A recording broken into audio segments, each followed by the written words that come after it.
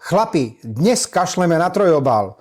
Ukážem vám, ako urobiť tie najchrumkavejšie kuracie stehná len v múke a bylinkách.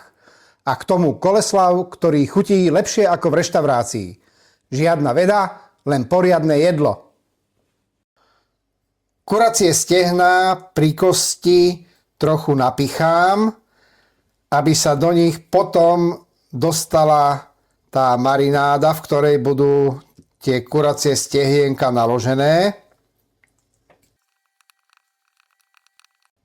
Poďme si pripraviť marinádu. Budem potrebovať kopcovitú lyžicu mletej údenej papriky, 15 gramov sušenej cibule, polievkovú lyžicu sušeného cesnaku a 1 polievkovú lyžicu sušených drvených jalapeňo papričiek. Do nádoby ku koreninám prilejem cmar,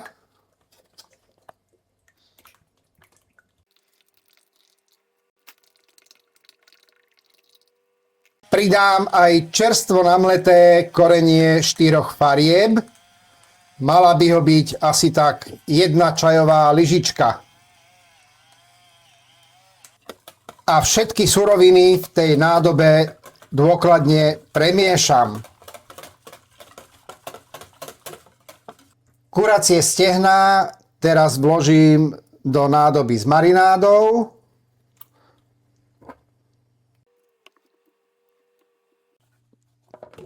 Namarinované kuracie stehná odložím teraz na 12 hodín do chladničky a vďaka tej mliečnej kyseline v tom cmare bude to kuracie mäsko krehkejšie.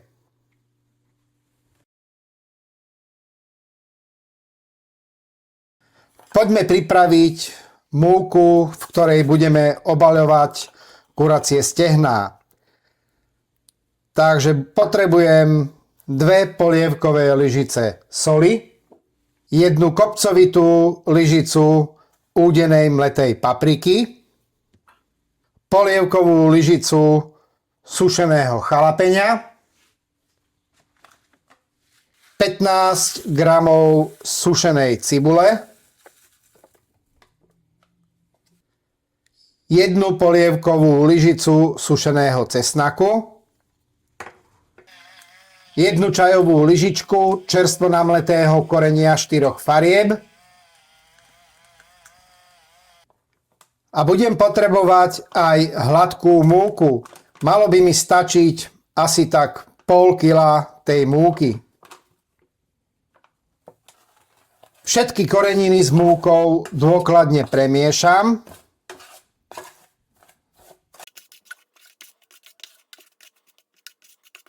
K vysmážaným kuracím stehnám nemusíme jesť stále iba zemiaky alebo hranolky. My si dnes pripravíme šalát koleslav. Bielu kapustu nakrájam na čo najtenšie slížiky.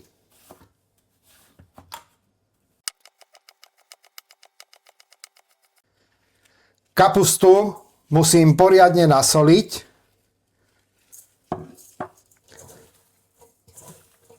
Samozrejme, musíte tú kapustu aj premiešať. Nasolenú kapustu teraz nechám odležať možno nejakých 30 až 45 minút, aby pustila vodu. A kým budem čakať na kapustu, nastrúham mrkvu na tenšie slížiky. Ak sa vám chce, môžete tú mrkvu kľudne krájať, ale takto je to pohodlnejšie.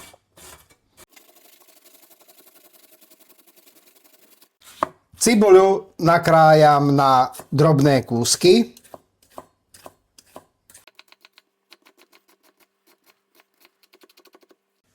Do misky si dám majonézu. Pridám aj kyslú smotanu.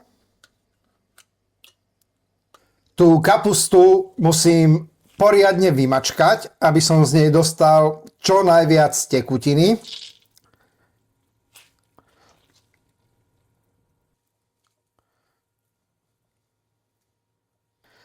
Tú tekutinu tam nechcete mať, chcete, aby ste mali ten šalát chrumkavý.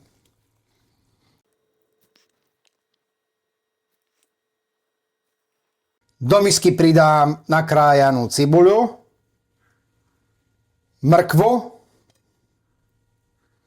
a pridám aj trochu šťavy, asi z poloviny citróna. No a teraz musím všetko vymiešať.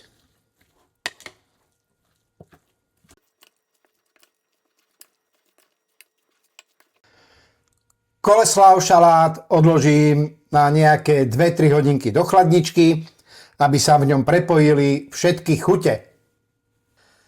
Namarinované kuracie stehná som vybral z chladničky a teraz ich obalím v múke zmiešanej s bylinkami a ešte som do tej múky pridal aj 1 balíček prášku do pečiva a 1 polievkovú lyžicu kukuričného škrobu. Tie stehná v tej múke musíte dobre obaliť a nebojte sa tú múku na to mäso popritláčať.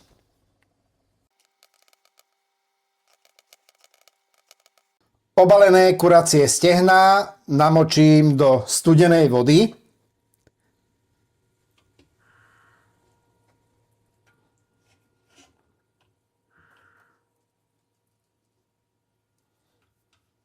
Stehná nechám vo vode až do doby, kým neprestanú na hladinu vychádzať bublinky. Stehná vyberiem z vody a nechám ich odkvapkať. A opäť ich obalím v tej zmesi korenín a múky.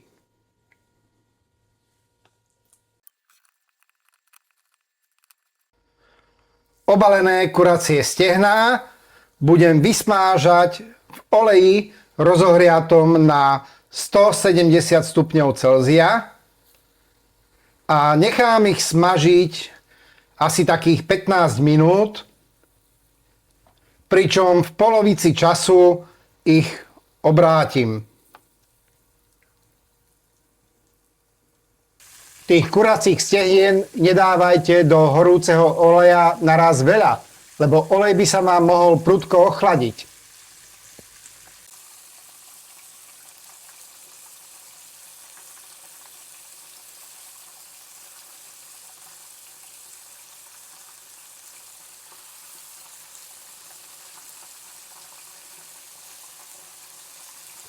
Vysmažené kuracie stehná odložím na mriežku, aby z nich odtieklo to prebytočné množstvo oleja.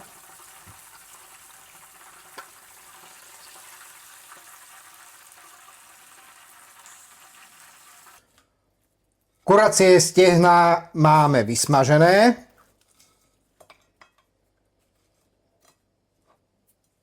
Koleslav je dobre odležaný.